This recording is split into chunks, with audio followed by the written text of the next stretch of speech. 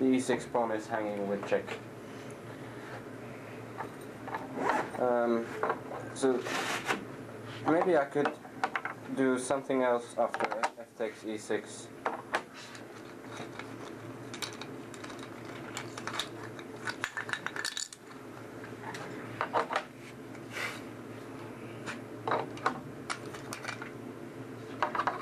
But I wasn't too convinced that it was good for me. So I played rook e8, which looked quite safe.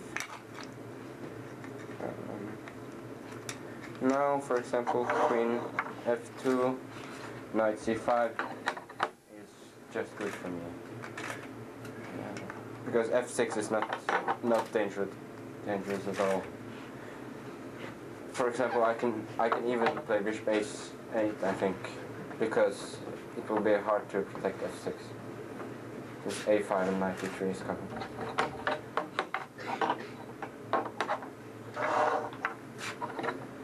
But I slightly underestimated this plan here. Takes and knight e3. Now once again my light squares are weak and this knight is coming here, h4, bishop h3, h5 can be quite unpleasant for me. So I decided that I had to do something active. Queen b6. H4, which is quite normal, I think.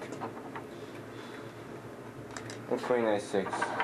Now I'm threatening to take on b2 or knight e5. Well, knight e5 is not really a threat, but it's an improvement of my position at least.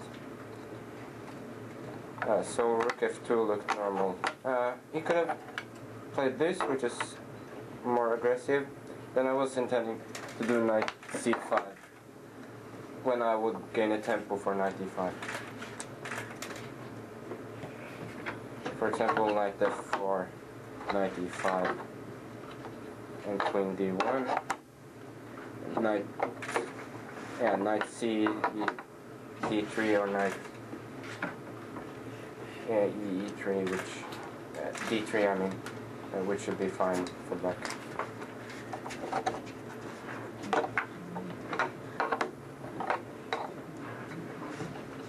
So we decided to go along and exchange queens instead. I think it's quite logical to keep the knight. After knight e5, queen e2, rook e2, bishop e5, position is just equal. And I think he's justified in trying for a little bit more. No, I didn't take. Yeah, I had a decision to take here. If I wanted to let him ruin my pawn structure or let him have time for rook e2 and bishop h3. In the end, I decided that the pawn structure wasn't so bad after all, since I can eventually get some pressure on the b2 pawn.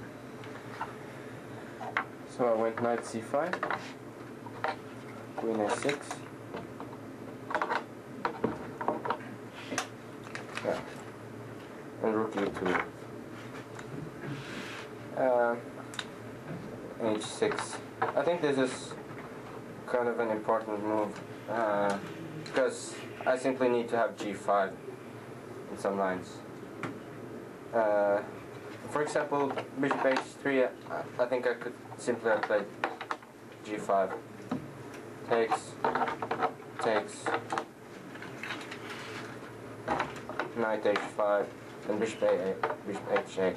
Now bishop takes g5 fails to knight f3, and if he tries to protect the f3 square, I can play king h7, and then and after bishop takes g5, I go king g6, threatening both of the pieces.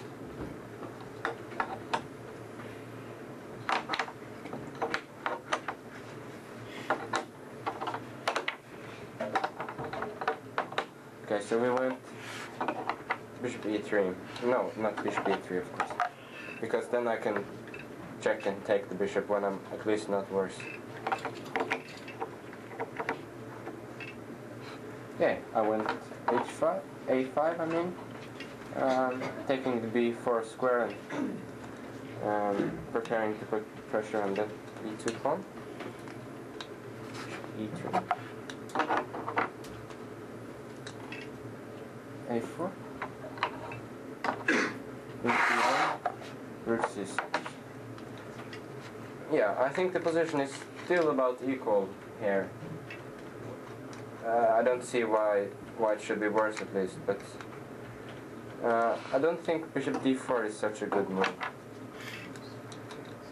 Because I can firstly I can play g5 because the pawn is not attacked by the bishop afterwards, and also he needs to have the pressure on the d6 pawn, which he loses after bishop d4. Here, I was very surprised that he didn't take, but it's probably good for me anyway, but I think he should have taken and then played knight h3 with, I guess, still quite a normal game. As he went knight h3, g4, and now I think my position is getting seriously better.